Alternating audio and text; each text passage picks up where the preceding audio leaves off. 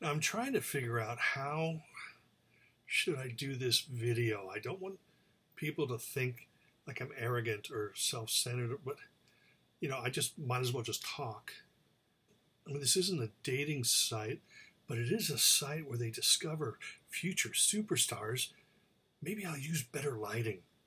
Hey everybody, welcome to my channel. My name is Schnee, and a lot of you who have been watching my videos for a little while are probably thinking, why are you introducing yourself? Well, because I realize that I have been making music-related videos related to the vinyl community, the CD community, for almost 4 years now, and I've never done a proper introduction, and people have no clue who I am, and probably after this video they will still have no clue who I am. For many, many, many years, for decades actually, I have gone under the nickname Spaz, but then I realized just a few years ago that spaz is considered an offensive word in some countries, so I slowly sort of moved my way out of that and just changed it to Steve Schnee or Steven Schnee, whatever I feel like saying. So a lot of people still call me Spaz, that's fine, but I don't refer to myself as Spaz anymore. On this channel I covered generally 98% CDs, but before I go into the genres, I actually have quite a few different series running. I have CD Junkie, where I will take CD catalog, studio albums by a certain artist, and I'll go through and talk about each album, how I feel about it, and sometimes that introduces people to a band, sometimes it reminds them of how good the band is, but in any case it's just really fun to talk about this music that I love so much. One of my most popular shows is Ronnie Barnett's Boom Boom Room, where I chat with Ronnie Barnett from the Muffs at his home in LA, and I'm here in Sacramento, so we Zoom it, and he shows off his promotional items that he's picked up over the decades, and we talk about that artist, and we talk about other pop culture related things. Another one of my shows is That's What Schnee Said, which is my brother and I talking about growing up in the 70s. I know that maybe might sound a little self-indulgent, but our stories are probably a lot like your stories. So we talk about music and pop culture and things that influenced us as we grew up.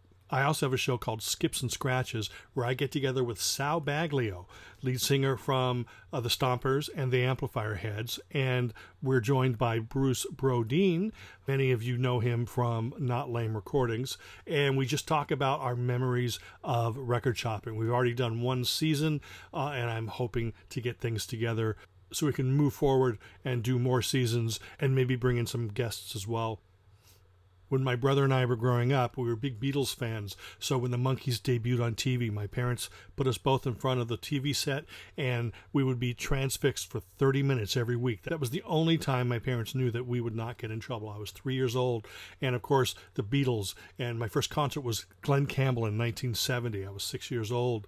My second concert was the Osmonds in 1975, and I'm proud. Bo Donaldson and the Haywoods opened up for him. Not embarrassed by that at all. But by like 75, 76, I mean, I was listening to the Osmonds, Jackson 5, AM radio, pop and soul, my parents' record collection, Andy Williams, the Beatles, Monkees, Neil Diamond, listening to all that. And about 75, 76, my sister was listening to Queen, so I sort of got into Queen. And in early 1978, this is pre-MTV, they used to have these like little music shows, like at midnight on a Friday night or something, and they play like primitive music videos.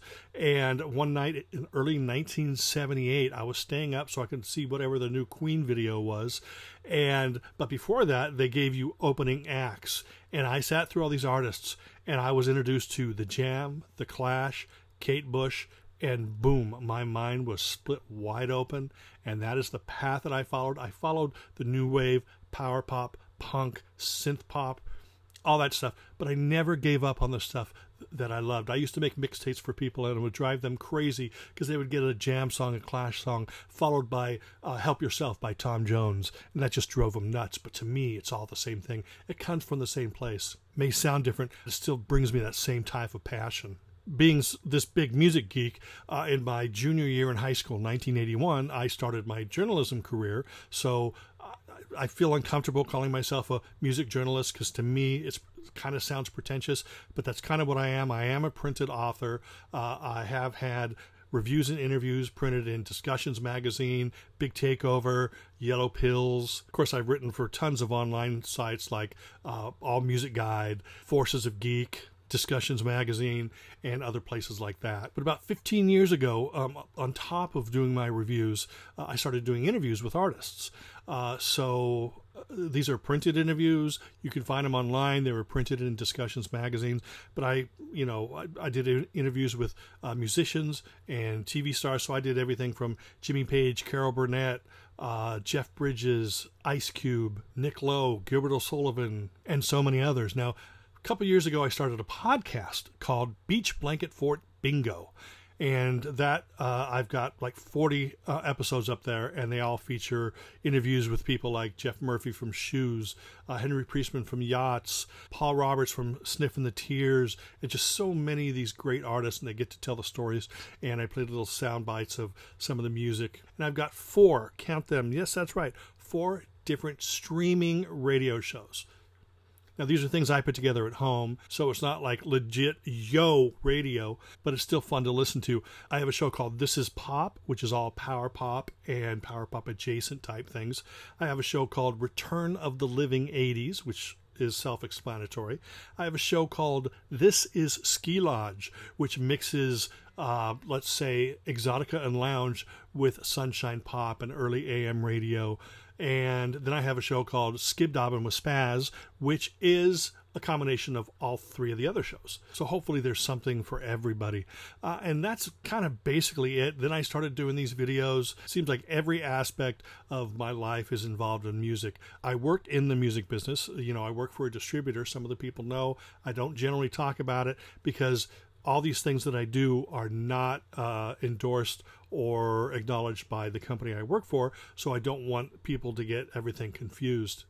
My shows are never about me. They're about this passion that I have for the music. With every video, I'm just hoping at least one person is inspired to go pull a CD or an LP off of their rack, or maybe go online and try to order, or, you know, when the pandemic is over, go hit your local record shop. I really think that's the point of the vinyl community, to share that passion. We're sharing feelings. And as for me, I'm hoping to inspire somebody. I'm not here to teach. I watch and listen to a lot of the VC community here on YouTube in hopes that I learn something new, because a lot of my friends have incorrectly, I mean, they've been kind, but they've incorrectly referred to me as like, oh, the music encyclopedia and stuff like that. But to me, I consider myself a novice, so I'm always keeping my mind open to take in new information, and I learn stuff every day. I learn stuff about music, and sadly, sometimes I learn stuff about how crazy human beings really can be. Anyway, I hope this didn't sound self-indulgent or arrogant or egotistical. People who know me know that that is not the type of person that I am, but I felt maybe it would give you a better understanding of where I'm coming from when I talk about CDs and stuff. Look, I love that people are collecting vinyl, and I'm right there with you. As long as you're collecting something you love and it's physical product, and you show it and you share your passion, that's all that matters. With me, I stopped collecting vinyl maybe when I was 27, 28, when I switched to CDs, and now it's been 27, 28 years, and I'm not going to go back to vinyl. I don't have enough room. I mean, I have some vinyl here up on the wall, but these are like specific albums that really mean a lot to me. And in fact, let me show you here. Go up a little bit, and there's even more there, and they go over here too. But those are albums that are really important, have really influenced my musical tastes. But it all started with the Beatles when I was a kid. Oddly enough, even though my passion for music started with the Beatles when I was 2, 3 years old, I very rarely talk about the Beatles because everybody else does such a great job at it that who cares about my voice? I mean, sometimes I'll do something related to the Beatles, but I don't want to put Beatles in, but I don't want to use Beatles as clickbait. I'm not trying to trick them to get onto my channel. I'm trying to win them over with my passion for music. But that's it with me talking about myself. If you are a new subscriber or an old subscriber, in the comments below, why don't you put a link to your channel and introduce some of the people who watch my shows to your channel, and maybe just by doing that, that will bring in a couple more subscribers. I really appreciate you hanging out and listening to me babble. This is the only time I'm ever going to talk about me, because I love to talk about the music and the way it makes me feel, and the way it inspires me. And I know that you feel the same way. We're all in this together. So let's stop shitting on each other and let's put it all right back on the music. Anyway, that's it. Thank you so much for hanging out for this entire video. I really appreciate you. So until the next time, remember me, I'm Steve Schnee, the CD Junkie.